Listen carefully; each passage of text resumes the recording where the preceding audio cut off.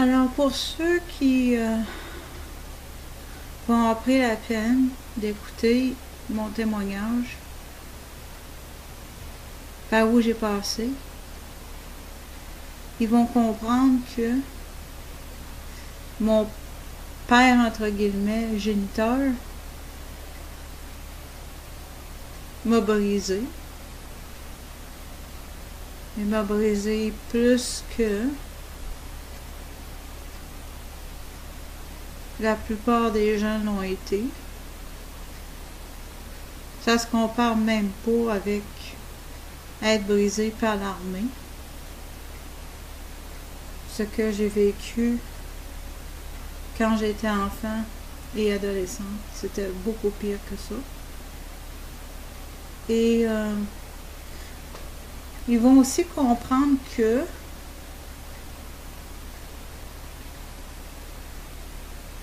mon cyberpath avait de grands plans pour moi, compte tenu que il voulait pas mettre son nom sur un contrat de location de maison ou contrat de location d'appartement. Mais de toute façon, il avait juste donné son nom plume. Mais éventuellement, j'ai fait des recherches et j'ai trouvé sa véritable identité. Puis ça, il l'a pas pris. Faut dire que j'ai eu l'aide de mon père qui est dans les cieux, mon créateur. C'est suite à une prière, une pétition que j'avais faite. J'ai dit, je lui ai demandé à mon père, mon créateur, de me révéler quelle était sa véritable identité. Et il l'a fait.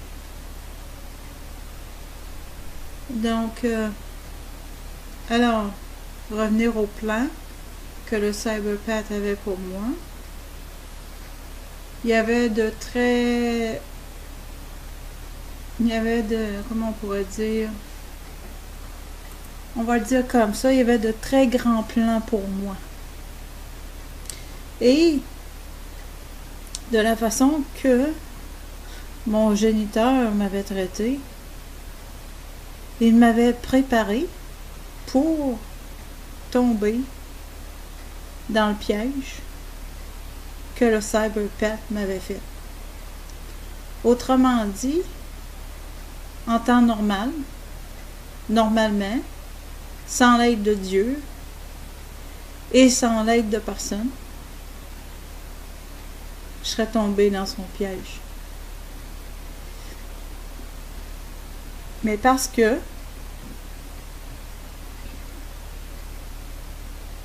Dieu m'aime, puis parce que il y a quelqu'un qui a été touché par la façon dont j'étais manipulée, ça m'a permis de me réveiller. De me réveiller du rêve éveillé que j'étais en train de faire, qui allait se tourner en cauchemar. Donc, je suis très reconnaissante à mon créateur de m'avoir aidé à ne pas tomber dans le piège.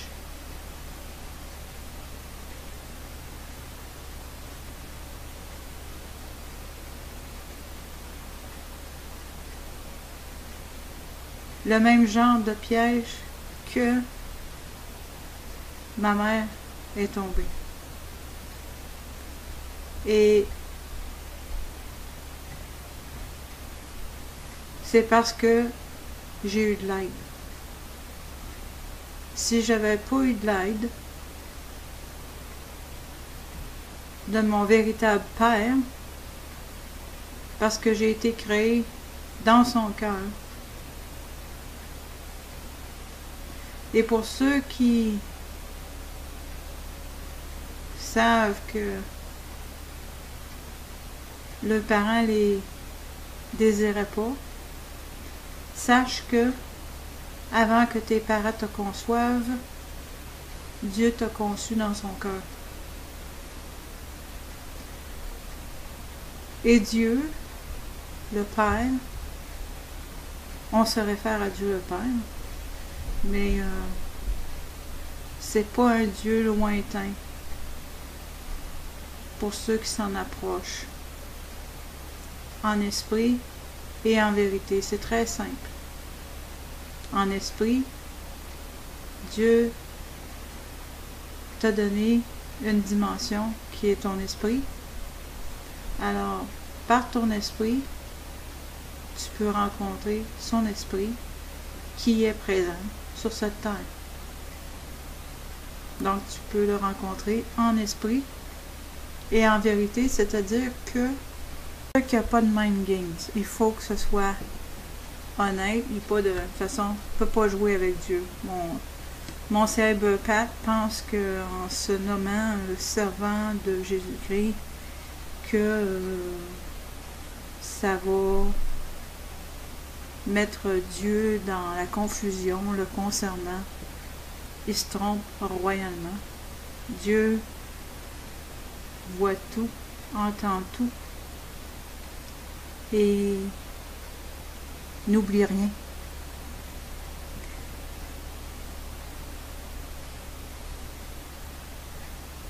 Oui, alors, je disais que Dieu, le Père,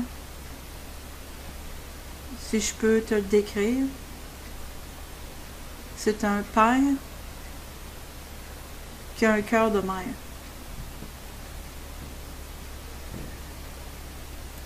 Je sais que malgré que je me suis améliorée, il reste que c'est pas très difficile à voir que j'ai été une personne abusée.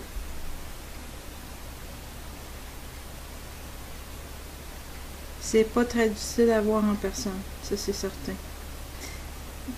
Il y a eu des améliorations, mais il y a quand même des choses qui sont demeurées, qui font partie de ma personnalité, mais que je n'ai pas besoin de révéler sur Internet, bien entendu. Ça serait pas très brillant de le faire d'ailleurs. Pourquoi je mentionne ça? C'est parce que c'est à cause de mon assassination de caractère que fait mon cyberpath. C'est pour ça que j'ai mentionné ça. Dernièrement, je disais à Dieu mon Père que j'ai pas vécu tant aussi longtemps que je me suis pas tenue debout pour moi-même. Et je peux pas dire que ça a été facile.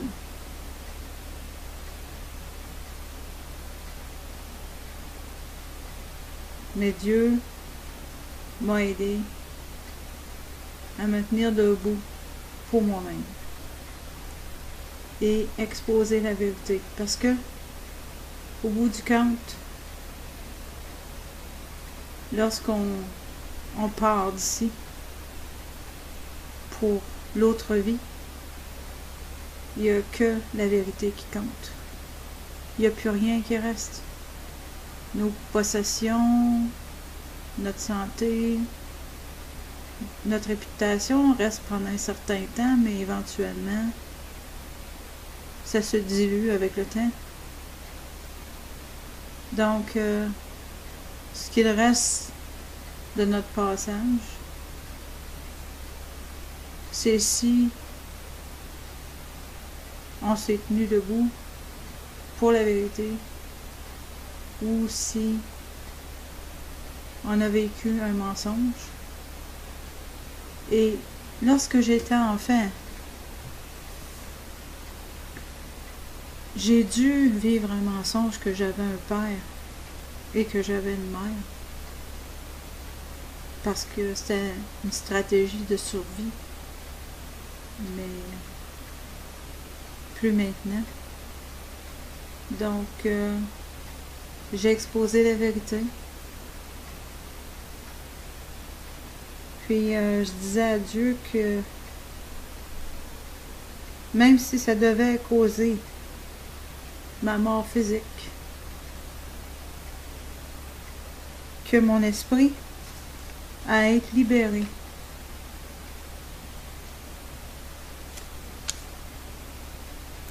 Parce que mon esprit était en prison tout le temps que je n'ai pas vécu. Et il y avait des situations aussi, depuis les 10 dernières années, il y avait des situations que je ne pouvais pas vraiment me tenir debout pour moi-même. Parce que quand, par exemple, quand... Ben c'est sûr, je le faisais pour mon mari, puis je faisais de mon mieux à l'hôpital. Mais il reste que j'étais contre l'hôpital militaire, contre les mauvais traitements qu'il y avait, pas de la plupart, pas de tout le personnel, bien entendu. Bien sûr que non, il y a des bonnes infirmières, mais là où est-ce qu'il était, règle générale, les docteurs qui prenaient les décisions, ils n'étaient pas extraordinaires. Alors, c'est un exemple que je donne que il n'est pas toujours possible de... Oui, je me tenais debout, mais tu sais, je voulais quand même être capable de le visiter. Hein.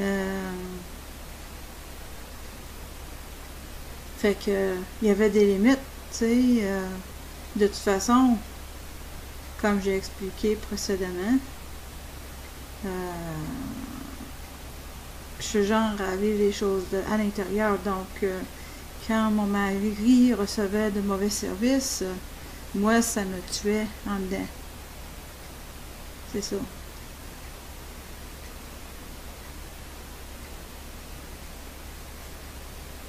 Je connais pas l'avenir. Le danger est réel. Dieu aussi est réel. Alors, bien que le danger soit réel et que c'est tellement vrai que je n'ai même pas le goût d'entendre ce qu'il dit à mon sujet dans les vidéos. Alors c'est pourquoi je ne peux pas le reporter à YouTube parce que ça prend les timestamps, ça prend les... Je ne sais pas comment traduire en français, mais ça prend le temps spécifique que telle et telle chose sont dites, puis je suis pas capable de faire ça. Fait que, émotivement, je suis pas capable. Parce que je suis aussi très consciente. Je suis aussi très consciente que un de ses buts, c'est de me pousser au suicide. Alors, je n'irai pas me torturer à aller écouter ces mensonges.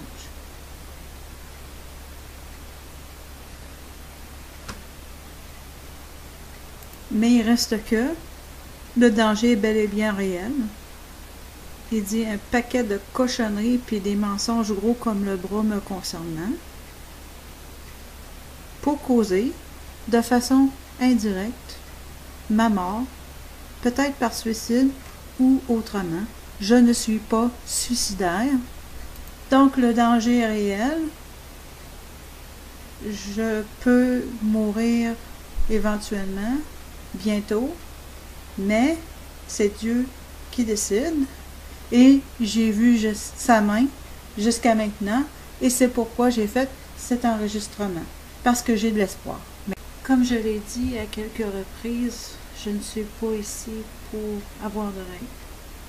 Je ne suis pas ici pour chercher l'aide, à l'exception que les gens écoutent mon témoignage et qui prennent qu'est-ce qui peut les aider dans leur vie personnelle.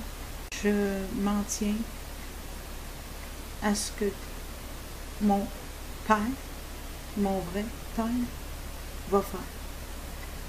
Merci. Mais éventuellement, j'ai fait des recherches et j'ai trouvé sa véritable identité. Puis ça, il l'a pas pris.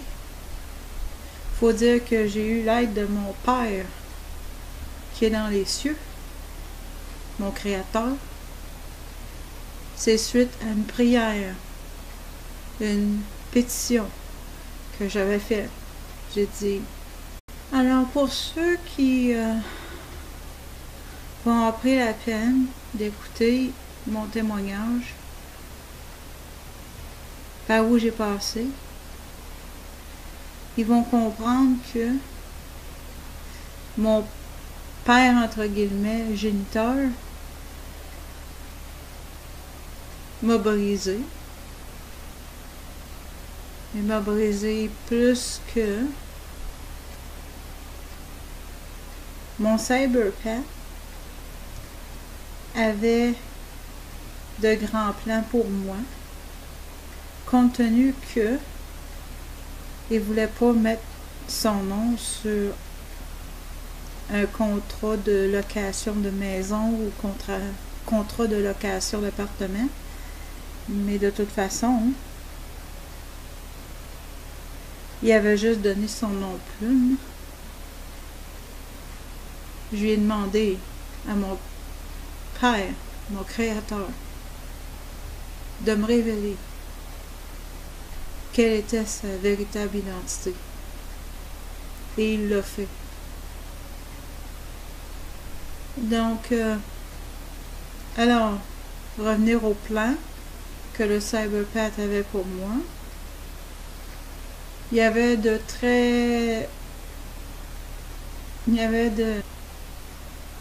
la plupart des gens l'ont été.